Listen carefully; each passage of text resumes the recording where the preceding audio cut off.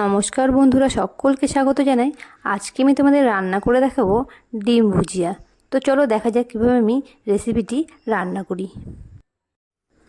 তো বন্ধুরা, আমি এখানে দুটো মিডিয়াম সাইজের পেঁয়াজ কুচি নিয়েছি, কাঁচা লঙ্কা, রসুন কুচি, আদা কুচি আর এখানে টমেটো কুচি।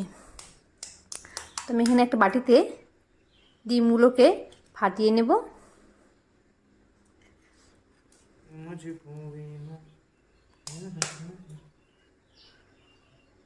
তো আমি এখানে একটা একটা করে ডিম ফাটিয়ে নিচ্ছি। আমি 3টে মতো ডিম নিয়েছিলাম।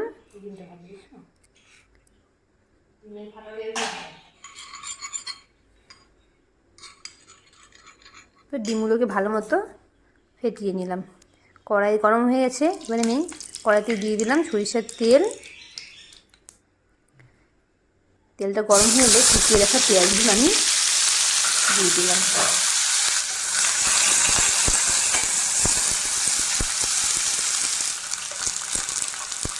দিয়ে দেবো পরিমাণ মতো লবণ আর দিয়ে দেবো সামান্য হলুদ গুঁড়ো। এরপর আমি পেঁয়াজটিকে ভালো মতো ভেজে নেব।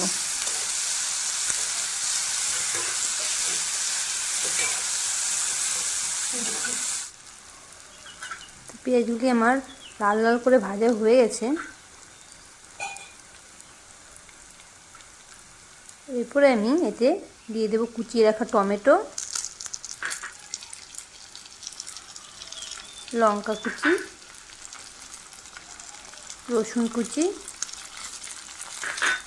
আর দিয়ে দেবো কুচিয়ে রাখা আদা। সব কিছু দেবার পরে আমি আবারও ভালো মতো এদিকে ভেজে নেব।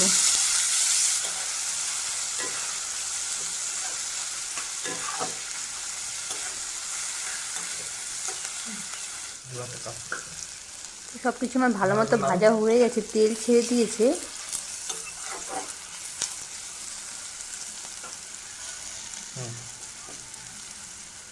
এরপরে মাঝখানটিতে যখন তেলগুলো চলে আসবে সব সাইড করে দেওয়ার পরে এখানে আমি ফেটিয়ে রাখা ডিমগুলো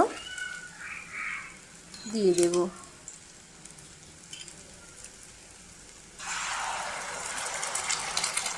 তো ডিমগুলি দেওয়ার পরে আমি এই ডিমগুলিকে সব সঙ্গে ভালো মতো মিশিয়ে সুন্দরভাবে ভেজে নেব।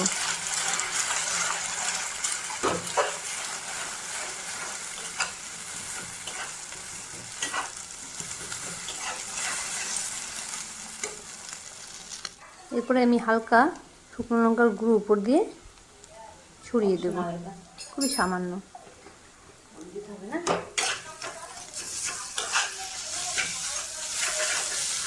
তো বন্ধুরা, ডিমটি দেওয়ার পরে বেশিক্ষণ ভাজবো না, এবার একটা পাত্রে নামিয়ে নেব।